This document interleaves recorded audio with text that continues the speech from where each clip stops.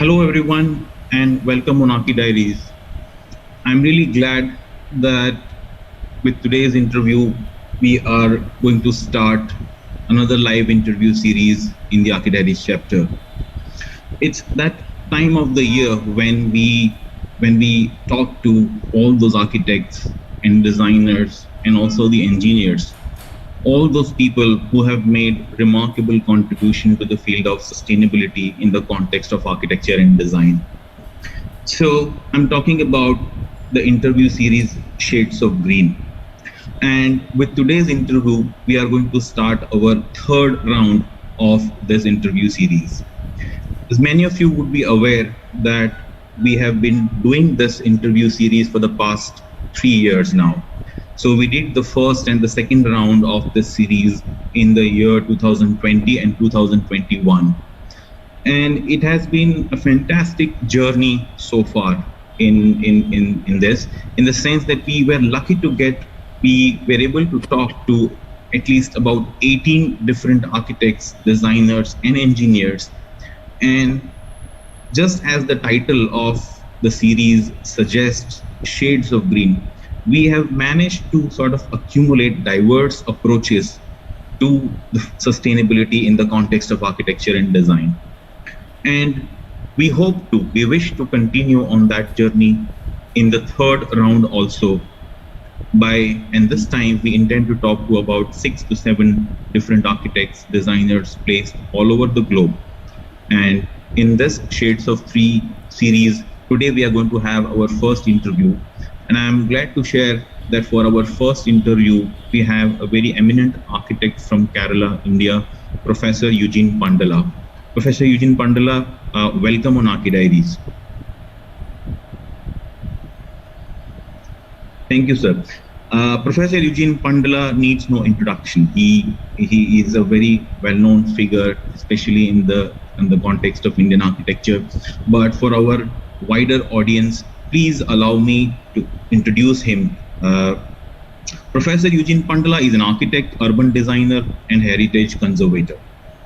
He started his career as an educator as founding head of the Second Architecture School in Kerala in 1985, while having his architectural practice all along. Known to be an architect sensitive to environmental needs, Professor Eugene Pandala has found inspiration in vernacular approaches in India and has created several beautiful projects. His buildings establish a relationship with nature.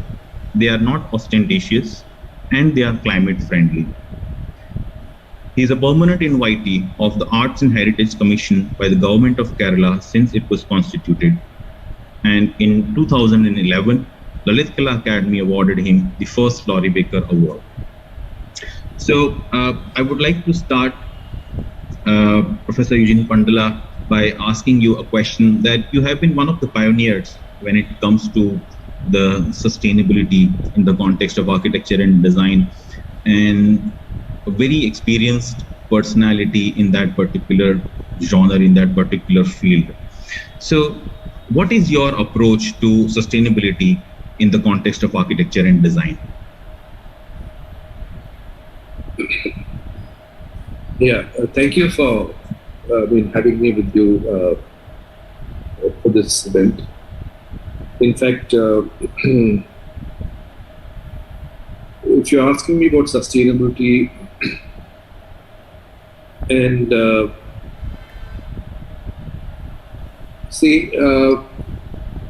need of the planet. I mean, the way in which we have to live, how we lived earlier. It was all in the best possible way that was okay, for the planet Earth. Nobody went in for too much of destruction, and everyone, did what he could do. Making a house also, we didn't have to violate much of the nature, but did it in a comfortable way from around this place. The resources were just from around the place, and not from not kind of engineered products, but mostly locally done products. it was quite an amazing kind of practice that we had traditionally, and I was always, I mean, amazed by the kind of diversity that we had in our country. Every place you go, you had a different kind of building, which had this architectural style which is totally different from other parts of the country. And the kind of materials that we used was also, the materials that they used was totally different. And amazing kind of possibilities that was available. The sense that local materials, not doing too much of, changes to that, but using those kind of materials in the best possible way. And also creating an environment which is really conducive for that kind of climatic conditions prevailing in that region. Those kind of things really, interested me to a great extent. And, as far as architectural practice is concerned, I was always inclined to look into those kind of architecture. So I was fortunate that I got a client way back in 1996 to do a building which could become a really iconic structure, all with 42 truckloads of mud, and the way we should handle the heat, especially for a tropical humid climate like Kerala. I was in a way successful, and people could feel the difference when they enter the building. They all could, understand that, looks are not just, looks are also required, but the feel, how comfortable you can be inside a nicely built house with local resources. Yeah. So in a way, what you're saying is that your approach to the sustainability was inspired by the vernacular architecture of the diverse regions and that you have been studying. So can we say that in your practice you are sort of trying to come up with a contemporary expression of the vernacular architecture? Yes, in fact, we have to make it comfortable to the present context.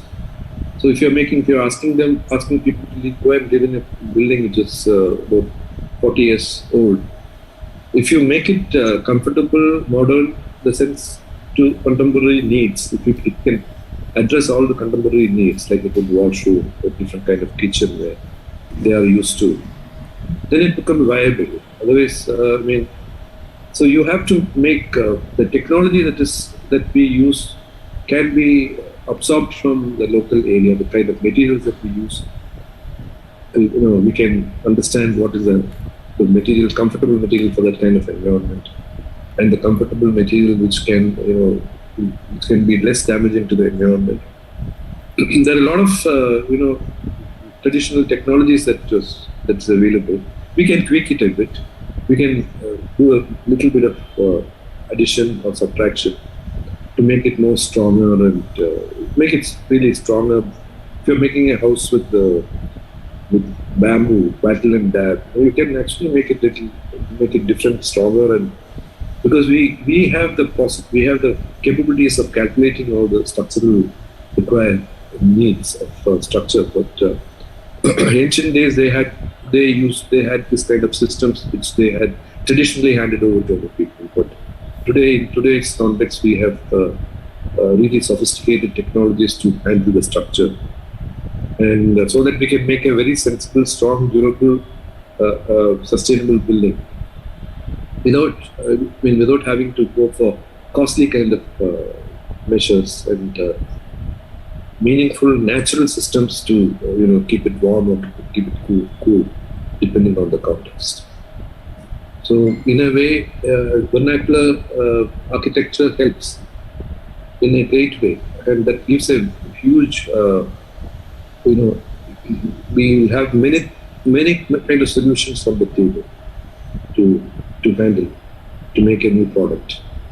We don't have to go to the certified products to to call ourselves, make it green, call itself green, and make it expensive. So there are certain things, most of the things that we use traditionally, not most, all the things that we use is all 100% sustainable. The 100%, nobody requires no certification. It's foolish to go for a certification. If you go asking for your mud structure for a certification, it is absolutely crazy, it's absolutely foolish. Only morons will do that. Yeah. So I absolutely understand. I'm also very much fascinated with, I have some experience of being in Kerala and working with the Costford, as part of my training. And one thing which has always fascinated me is that, particularly in the context of Kerala, a lot of people have sort of come up with different ways of achieving sustainability. And what is it that led you in your career to go in that particular direction? When you came out from your college, and in those days it was not so much sort of fashionable. Of course, now the sustainability has come to the forefront of all kinds of debates. But at that particular time, perhaps the modernism and the whole other ideas were at the center stage of debates and discussions, particularly in places like SPA, SEPT, etc. What led you to choose the sustainability direction? See, while I was doing my architecture, just like all of us, I taught, all great masters were Corbusier, all this people who used, concrete as their base material, and who did kind of, amazing structures. Can't say that it got cubism was the kind of main thing. A lot of glass, a lot of steel and concrete was used without knowing the implication that it is going to cost to the environment. Those days it was just the beginning. About 80% of the mining in the world is now concrete. So concrete is not only used, but it's misused in a greater way. If you can do a structure without concrete, that should be the way. So my early inspiration was, while doing my final year architecture, I had an opportunity to meet, see Baker's building, Laurie Baker's building, and that really turned it trigger. And I felt what we learned is not what is right, but there's something wrong, or this is something right, or there's a confusion. And then after some time, while I was doing my master's, I met Fateh. Fateh was about 90 plus, 90 as in Fateh. And I had already read his book, beautiful book called the Architecture for the Poor. Yes. So I was so excited to meet him, and in fact, he had his projector, showing up the kind of technology he used to make his buildings, and that really sparked. And I was thinking, why not? Mud is a material which was traditionally used in Kerala. About 90%, 80 to 90%. The buildings that we had in Kerala was done by using mud. In a place where you have lots of rain, you could use mud. Yeah. The Baker was different. Baker used baked mud blocks, made bricks. He was fascinated. He was actually very used to bricks, but he didn't do any mud structures. But when I saw Fateh's work, I said, fine, this is much better, because you don't have to bake it. You don't have to again waste your energy for that. There's a lot of possibilities with mud, and that really triggered my vision to some areas. And finally, when getting into this kind of sustainable aspect, I felt that traditional practices were all sustainable, but I got deeper into that and got into that kind of track. Yeah, it's interesting. It's interesting to see, because the way we have, in fact, even when we were studying architecture back in 90s, it was much more about all the discussions that focus on modernism and critical regionalism, etc. So I think it was nice to see that these kind of influences helped you. take in your particular direction, and you have sort of come up with your own interpretation of vernacular architecture. You talked about the materials. You started your career with the mud, but it's not only mud that you have sort of used, right? You have diversified into a whole lot of palette of materials over the period of time. So what is what is the role of the craftsman in all of this? I mean, is there that you sort of find these traditional people who are able to do the craftsmanship, and what is the role of the craftsman in this entire process that you have, your practice? See, this craft, architecture and craft, all this was integrated, traditionally in our culture. So architecture was just not seen alone. Right? Even all over the world, artists were the architects who used to do buildings. There was no separation of architecture and art. And that way, if you look at it, yes, India, we have lots of craftsmen all the place, and we have lost many, traditions of crafts in the country. And so what I do is I incorporate the craft. The building is a craft, making it into a beautiful space. I don't. I really, though I do buildings which are, what they call is very normal. This kind of buildings which I make is abnormal in the sense that it's not geometrically square or cubist, but it's different. It goes with nature. It follows the natural kind of patterns of the earth. So the organic implementation definitely is more difficult. We have to do lots of precise ways of executing the ideas into reality. It's very difficult. But I make it a point to sort of make my drawings so clear and get things going. So craftsmen, I don't go shy back. If I don't find craftsmen in a village, in a place where I'm going to do a building, I do 2 or 3 days of training to make that whatever is to be done. By giving training to the local people. I mean, I don't need that kind of modern, highly educated people to get into it, or the craftsman that is traditionally there. So these things are very simple, because whatever I do is, though it is all down to earth kind of thing, maybe the curves and the form may be quite sophisticated, but I make it a point to have it properly documented and very clear drawings, so that any common person should be able to understand and get it done. You don't need a technical person to sort of implement. But I insist that the drawings should be followed exactly as it is given, without any kind of modifications, without my knowledge.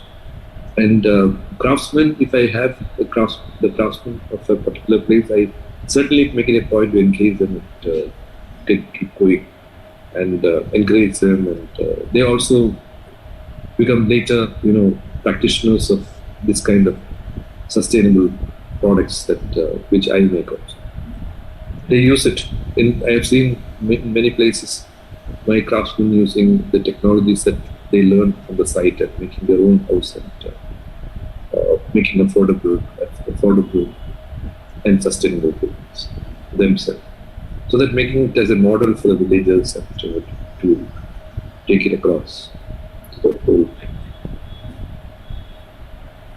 Fine, yeah. So making a very simple, clear-cut, communicative drawings, so that even a craftsman and the person who is executing becomes easier for them. And keeping the vocabulary also a very simple is, I think, the key to what you're saying, that you're able to get your projects done in a very simple and straightforward manner. So you said that about 80% of the mining in the world is being done for the sand and to make the concreting. But that is what we see all around. What do you think are the fundamental issues, the ways in which the mainstream construction is happening in our country today, and that is leading to the kind of a disaster that is slowly unfolding? See, one of the main problems is that everyone wants all their structures strong. Strong means abnormally strong. Like if you can build a wall just by local resources, just whatever is available locally, like the way we used to build earlier. It makes sense. Here, when we can build a wall with mud or stones or local materials, people are building walls with concrete. They're so fascinated building walls with concrete. Even institutional buildings that you see are building. I mean, are cast. The walls are cast with concrete. Huge quantity of concrete. I mean, I'm amazed. How bad is the structural calculations done? It's overdone. Buildings are to be fined. I would say that it should be discouraged. It should be discouraged by all the architectural or the technology people who are in the field of technology who understand sustainability. When you can do something without a costly resource like what we are using now, they don't have any problem of using it. Without any kind of shyness, they use shamelessly. They use concrete to make walls and everything in concrete. So it becomes very, I don't know whether it is safe or looks, and maybe they give a form finish. Finally they make you a mud wash to make it look like a mud wall. Very shameful. I mean, there are leading architects of the country. They are doing this kind of things. I feel so sad about this kind of unaware practices that is catching up. That's what our younger generation is seeing and understanding. They should. I mean, we should be very clear about that. If you can use concrete, but we use the right place wherever it's required. I use concrete, but I use it wherever it is required in the minimum possible way. Every resource is useful. I don't think that we should keep away from using any resources. We can have to use steel. We can use steel, but only use it wherever it is required. You don't have to abuse steel and concrete to achieve the kind of form that you want to achieve. Also, because the things are available in abundance, you have sand, you have all the resources available to you in abundance, and now over a particularly last decade or so, I mean, the air conditioning, is something that has also been very easily available.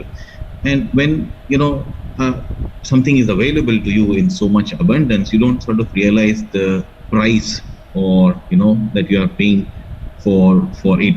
Do you think that all of this, particularly the air conditioning, has sort of led to a kind of a lethargic, amongst the contemporary architectural practice, that you can make anything that is, and then eventually air condition it and make it work. So it has led to kind of creativity, lack of awareness about sustainability in the practice the way it is right now.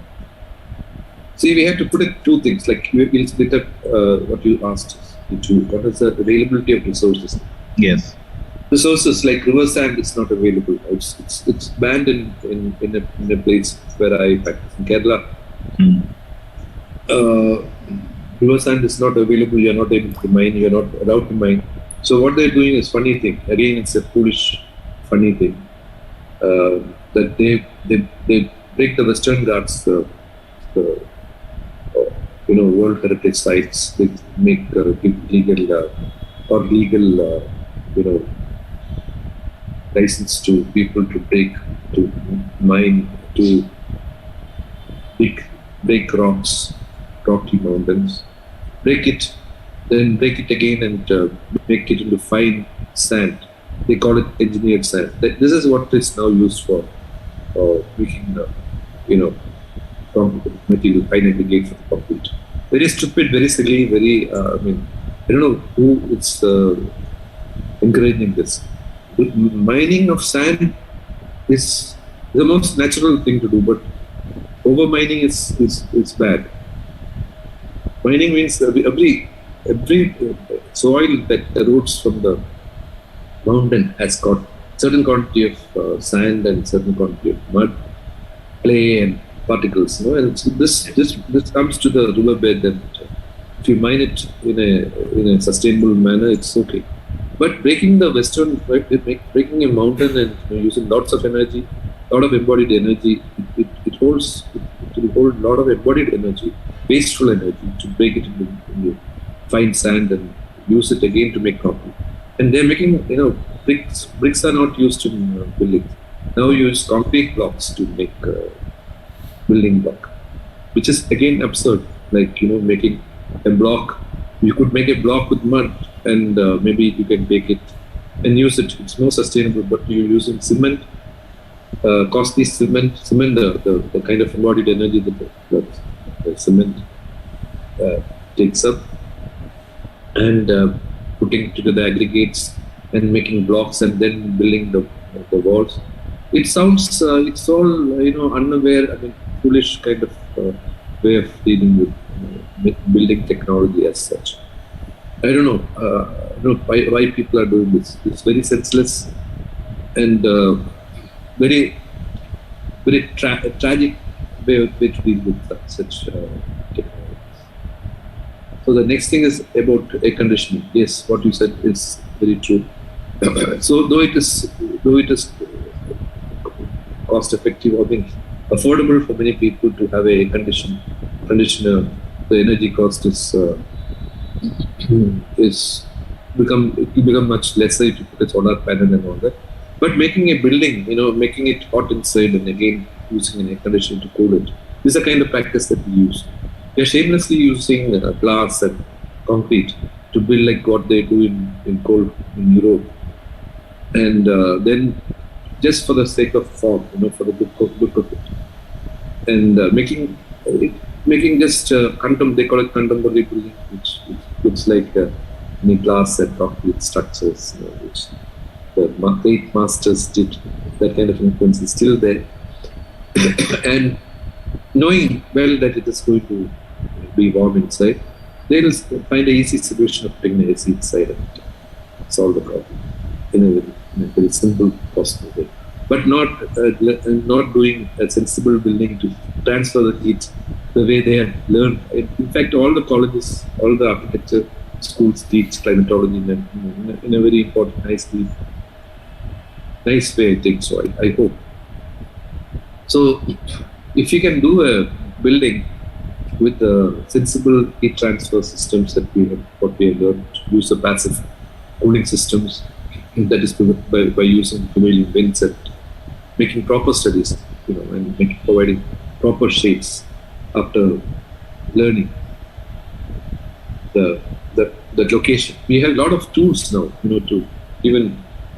know we don't have to go for complicated studies to understand what is the kind of shading devices that we have to make, but we can simulate it by using software and understand what kind of shade. But for the look of it, a person, just for the looks of it, just to make it like a European building, they remove in Europe they require a lot of sunlight to make it warm. But here we don't need that heat. What we want is to keep the heat away, but not doing anything for that, but making it hot intentionally or unintentionally or innocently, I don't know. Not giving much of effort, painlessly doing a building just by boxing it up. Just thinking that looks beautiful, but buildings it may be having a wow factor for a while, but may not be. After some time, it looks just like any other building. All the Indian streets you walk through, it looks horrible. Like people who were that modern architecture that we felt it's so beautiful 10 years ago, it looks so horrible. It doesn't look, but you see the traditional buildings in the traditional areas of the country, it still looks young and beautiful. Not only even the vernacular architecture, but even the colonial architecture in many of the places. If you particularly here in Ahmedabad, if you see, there are cases where buildings done by people like Cloud Battle, and they are still standing and doing wonderful. And compared to that, the building next to those buildings, 10 years, and they have just sort of eroded. So I think what you're trying to say is that one is that we need to bring the little bit sensitivity towards the construction materials that we use. That's number one. And second thing is the larger awareness about the passive cooling systems and making the designs in a way that they require lesser consumption of the energy. So talking about the materials, I mean, particularly in recent context, many of the sustainable materials also they are also becoming a bit costlier. I mean, costlier to go after. So, isn't it that the sustainability and the affordability should go hand in hand? I mean, if this cost of making a sustainable buildings, of going after the mud, and becomes really a sort of a costlier affair that only a few people can afford it, then it's going to create, don't you think that it's going to create a problem for it to become a mainstream? No, I didn't understand your question properly, because I'm just trying to understand the issue of the affordability. I mean, it's not only necessary to be a sustainable, but also needs to be affordable at the end of the day. And in the recent sort of development, it's becoming difficult to go after many of these sustainability technologies. They are also becoming as costlier, or even perhaps in some cases even more costlier than the mainstream construction. So how do you think, what is your view on the issue of the sustainability and also the affordability? Maybe you're talking about certain technologies like what Lorry Baker did in Kerala with bricks and exposed Yes. brick, and that mangrove pattern tile that they used as a filler. But maybe that is what you're specifically talking about, because in Kerala it's difficult to get bricks. It becomes more costly to make a brick, which was, brick house, like what Baker did, because brick is not available to common man, because clay mining is also it's blocked. So, but see, it's materials, local materials. If you make proper legislation, it will become affordable. It is very cost effective. It is not going to be costlier than normal construction. You have to say, instead of bricks, you don't have to go for making bricks. You can go for mud bricks, or mud can be used as wattle and dab instead of wattle and dab, or maybe cob or rambo. All this ramp is one of the most cost-effective way of making a wall. So it shouldn't be costlier. But people make it costly because there are no trained people who can handle it. But it is very easy to sort of train people with a short duration of time to learn this kind of techniques and technologies. It's never going to be costlier than a normal building. Certainly, it's going to. You have to do a good structural calculation to make your house affordable. So if you decide that you don't have to go for a concrete roof or a filler slab roof, you go for a lighter roof, and then you can cut down the cost on the wall. The strength of the wall can be much lesser. You can reduce the strength of the foundation. So the roof can really make your building affordable by reducing the resources.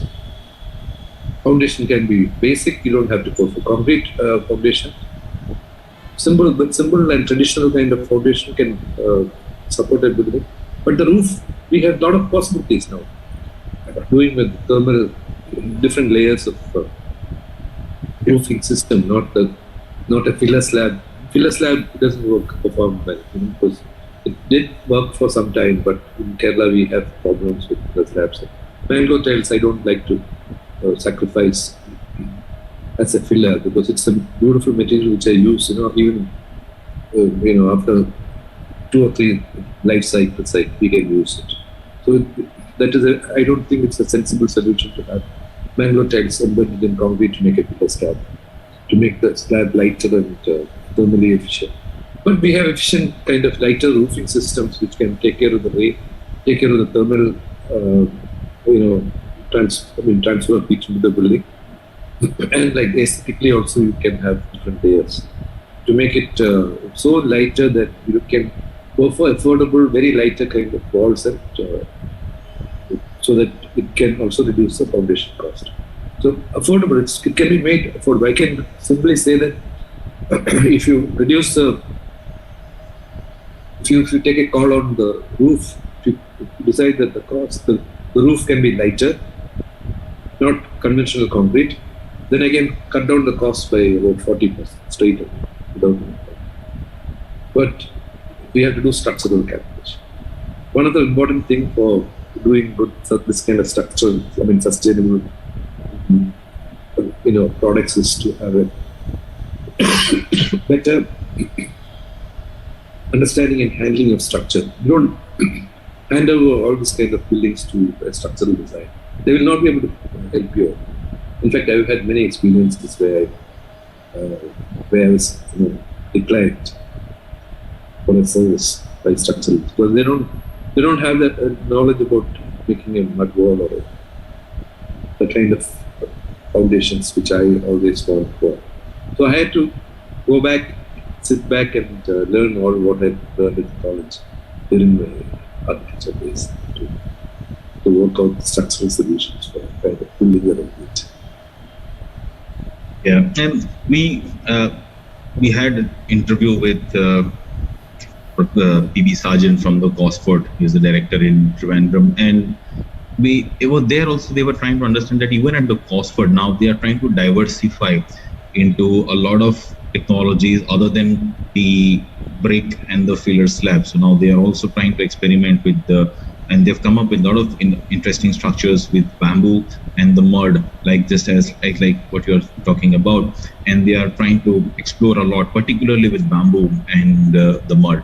So in a way, what we're trying to say is that the discourse on the sustainability is changing, right? It has evolved. It's no more the same that what it used to be. And particularly when you started your first building, as I understand, that came in the mud was back in 96, and now it has been about 26 years.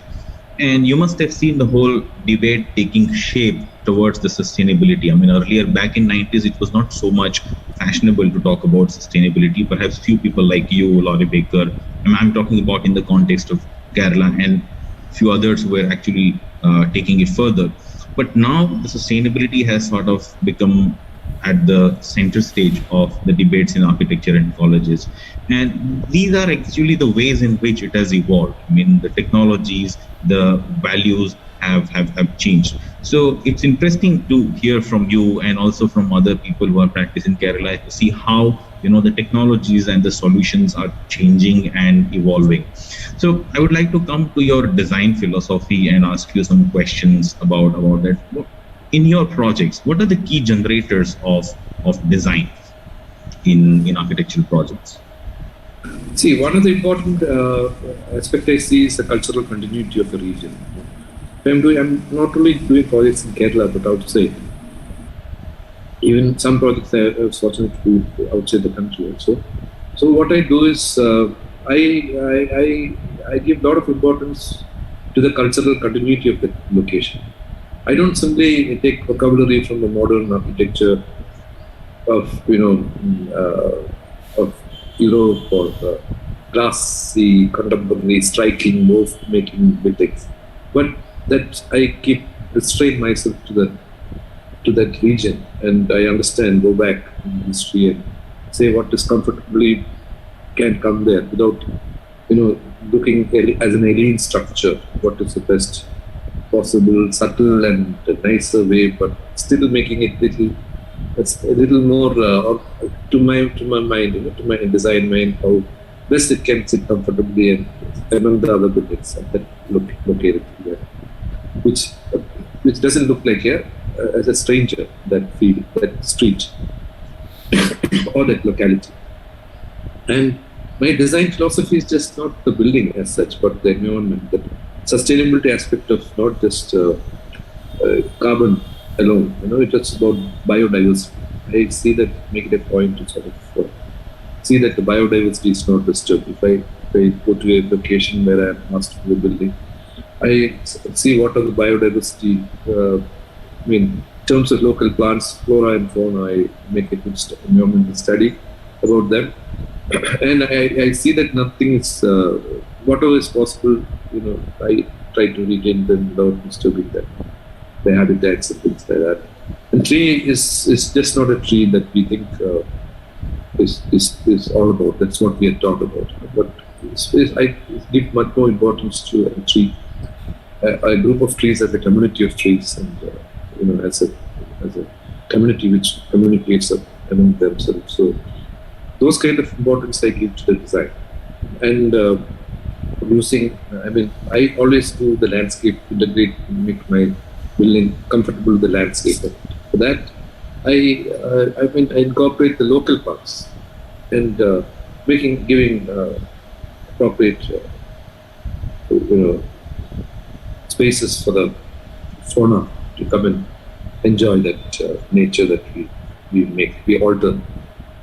I always try to not to alter whatever is there, but whatever interventions that we are doing will be done in such a way that it forms naturally and setbacks, and the nature will wrap around the enclosure that we are making, and it integrates smoothly with the kind of buildings that we make. So that is the main design idea that I've got.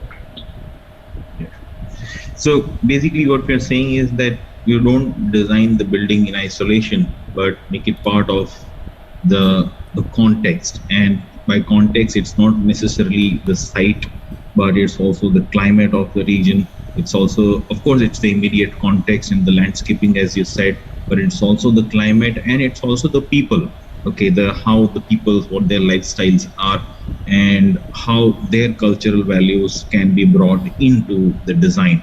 And that is how the building then sort of dissolves and become a part of the context in that sense, if that is what the core philosophy, way I understand, is. Yes.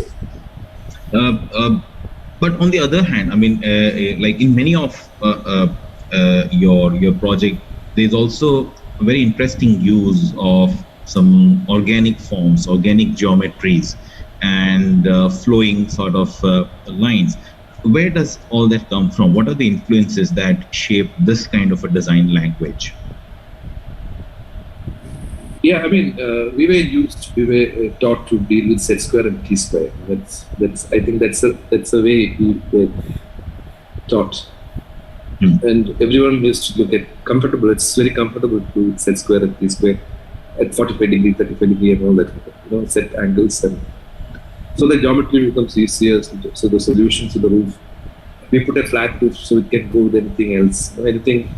So everything is simplified. But nature, if you look at nature never is nature, though it's very complex kind of geometry that nature has, Fibonacci and other kind of curves that we talk about with similarities to natural forms.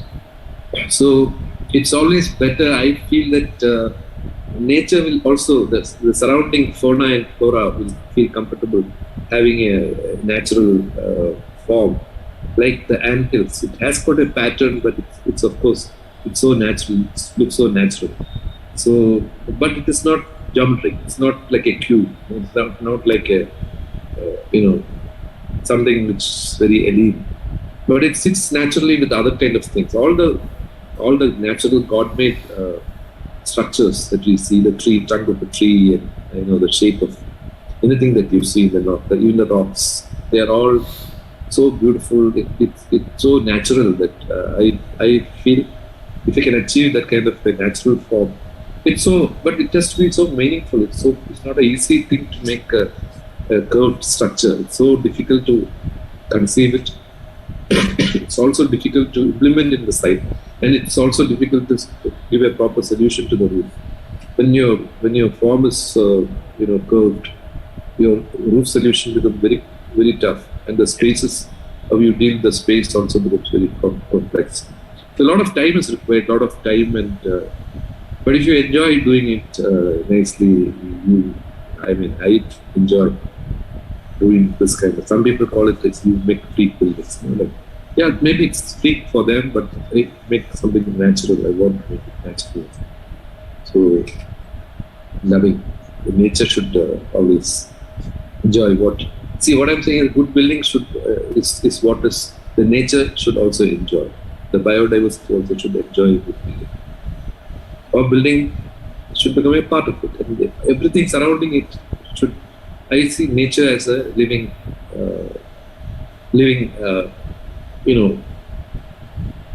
multitude of living diversity, and they also should enjoy the kind of things that we place there. Not for us just to enjoy the nature, but the nature also should enjoy.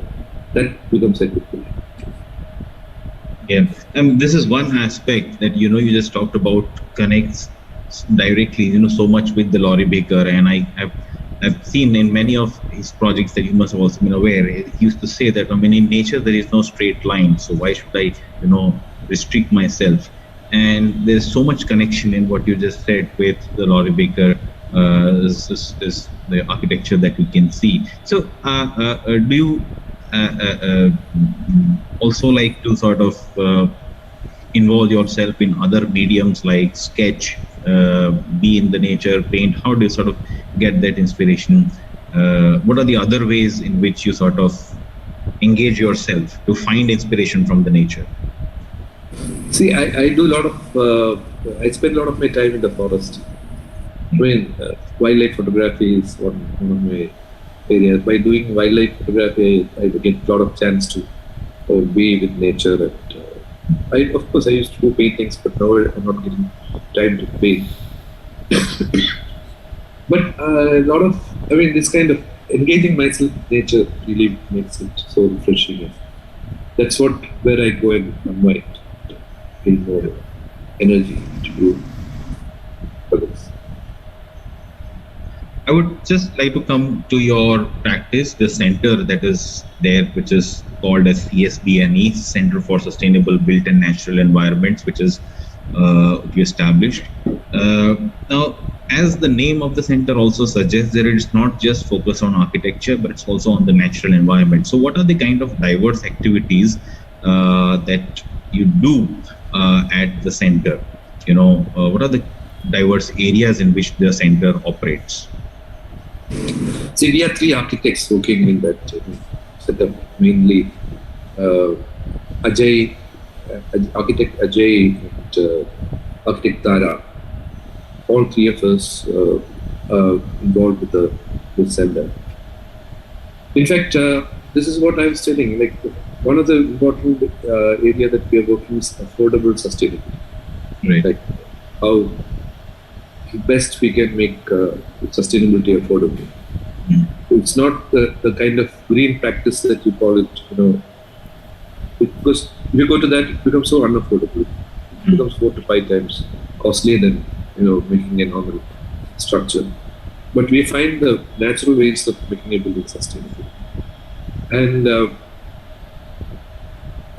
that is the main idea. And when we do nature, when we do a building, we take care of the biodiversity. These are the kind of natural environment is something which we should not intervene whenever it is possible, and maximum attempt not to do interventions. And when you are doing putting up a building, we just restore around the natural areas to make it patch up what we have done badly. So that's the kind of philosophy or design. Yep. I will just lastly come to the education part, and since you have been very extensively involved with the field of architectural education, you were in fact one of the founding head of the second architecture college that came in Kerala in Kollam back in 1985. And how do you sort of bring these concerns into the field of architectural education? You see, we have to, even now I say that we have to change a lot. We just following the old notes that were handed over to us by our seniors, by our teachers. The same thing is carried on to the next generation, and the syllabus is not drastically changing. I feel that sustainability has to be looked at critically, and it should be given more of importance. And unfortunately, the architects who come out of the college, they don't only to build with. Suddenly, they take set square and T square. They make boxes, and they have solutions for it. They make they know only to make the standard kind of foundation cross sections that we all did, with 3 feet down. Even I've seen in some cases where they were breaking up a rock and making the foundation as shown in the drawing, instead of building right on top of the rock. And unfortunately, these kind of practices should not happen. The students should be made more aware of the structural aspects of construction. It should not be separated out. Architects should be given more, give more importance to structural design. Not for multi-story buildings and all. At least at 2 or 3 story buildings, they should have a fantastic foundation of structural design to deal with any kind of locally available material to build with, to make it simple and work out solutions. For making a foundation with mud, foundation, stones, they should be able to calculate and find out. All these calculations, that should be an important part of the architectural education. We are comfortable saying that structural design will be done by structural people. That's not fair. That's not a good thing, because that they will not know the spirit of what we want to build. They will say it's not possible. The code is not there. But the spirit, whatever we want to build, we should be able to achieve that. We have to have a good structural sense to achieve that.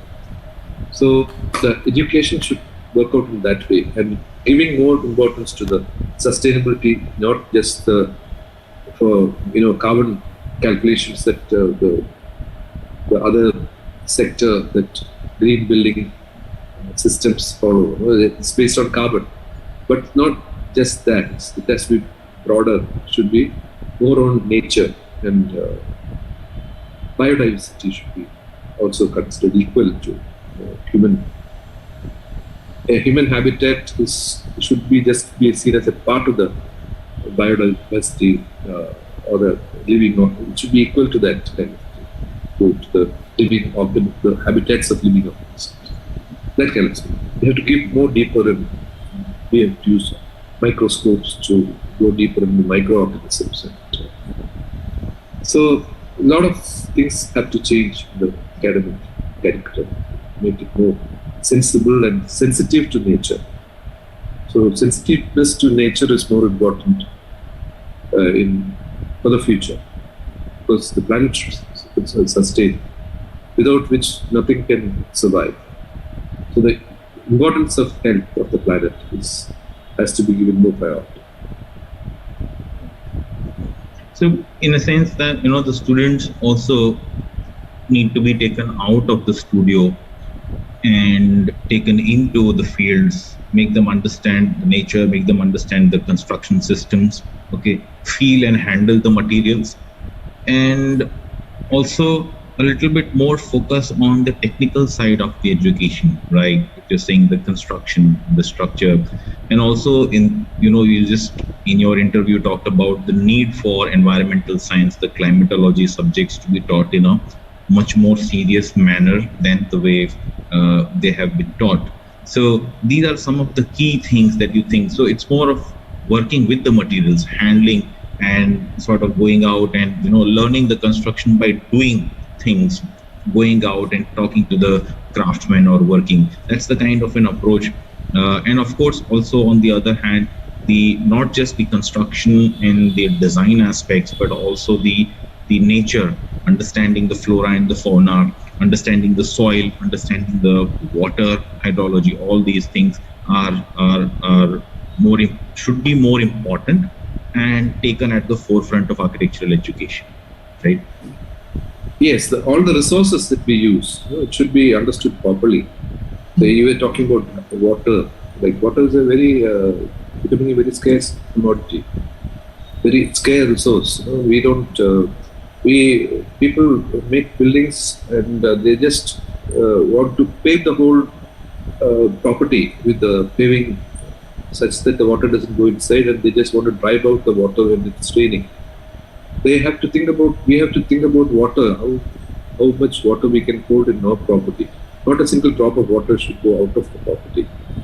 And permeable pavings and water conservation systems and everything should be important. Just not building a building and for aesthetic purpose of looking for the looks and feel. Feel should be important than looks. But building should not be just worked out design. That the architectural, the kind of uh, the profession, it's just architects make good buildings. What is good building? It's sadly a good building is not just aesthetically good only, but it should be meaningful to the environment. What I said earlier, that is nature should enjoy your building. Nature, everything around the building should enjoy its presence. It should not feel as a alien thing standing there. That kind of thing. So we have to be more closely connected, more linked to the nature. Design should be only a very small part of it, but it is to be understood, should be taught in a more sensitive way, linking all the natural aspects. Though it sounds a bit complicated, it's possible to achieve.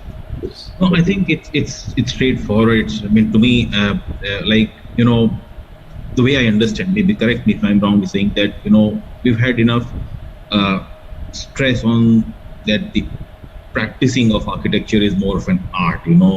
That on the other hand, there are sciences. I mean, all the things that we just talked about are actually the sciences: the environmental science, the construction science, building sciences, the nature. And what you're saying is that there has been too much stress that has been placed on practice of architecture as an art form. I mean, we need to sort of bring it back to the ground and say that, look, these are some basic, simple sciences that we need to take care of, and that's more important than saying that, okay, this is the my building or the somebody else's building, or if that is, I think, essentially what I'm able to understand from your talk. The art, I don't degrade art just like that for aesthetics, but art should be a good artistic way, in the sense art can become more sensible. Just art of managing the environment, art of handling the environment, art of making the environment comfortable for everything. Like art of living, art of nature has to come in. That is what I think architecture should be. We have to see it as an art which caters the nature, which actually helps the nature, not as something which destroys the nature. Yeah. Just sort of to finally summarize this, and as a kind of a last message, a lot of young architects, students are getting interested in this field of sustainability as more and more awareness is sort of coming up, and they want to sort of contribute, make their practice such that it creates an agency, it makes a positive difference to the society. What would be your single most important message to those young architects and the students? See, I mean, I find the young generation, so many people, apply for interning with me. Over 2,000 applications coming, but we don't have time to look into all these applications. That shows the interest of the student community to get into this kind of practice of learning more of nature and sustainability and getting into that kind of initiative. In fact, that's a great thing, that the young generation should be motivated, and I think the schools of architecture should also give more importance to today's context. In the sense, we are in a very bad time. This global warming, mitigating global warming is just not the solutions for sustainable building. We also have to take care of so many other things, which the resources, natural resources, I mean, living resources, because 30% of the people are living, their livelihood depends on the biodiversity, and that has to be taken care. We are exploiting it without knowing much about it. So give due importance to sustainability, just not based on carbon footprint, but also on other things. Of course, carbon footprint is a very important thing, but also about other biodiversity. Thank you so much, Professor Eugene Pandala. It has been a fantastic experience talking to you, and I didn't realize that you've already spent an hour talking to you, and it was really wonderful to have you here on ArchiDiaries, and it was so nice for you to come and share your experiences on so many aspects. And it has been really fantastic experience for all of us here at ArchiDiaries, and I'm sure for the viewer also. So thank you so much. And just to sort of summarize this interview, we have begun this journey of the Shades of Green 3, the third round of our interview series in the Shades of Green. This has been a fantastic beginning. We cannot expect to have better beginning than this. We had a fantastic interview with Professor Eugene Pandala, and we have 5 more interviews lined up in this interview series. Next Saturday, we are going to talk to Vaibhav Kale from the Wondergrass bamboo buildings, and I hope to see all of you back next Saturday at 11 a.m. Thank you so much for joining with us.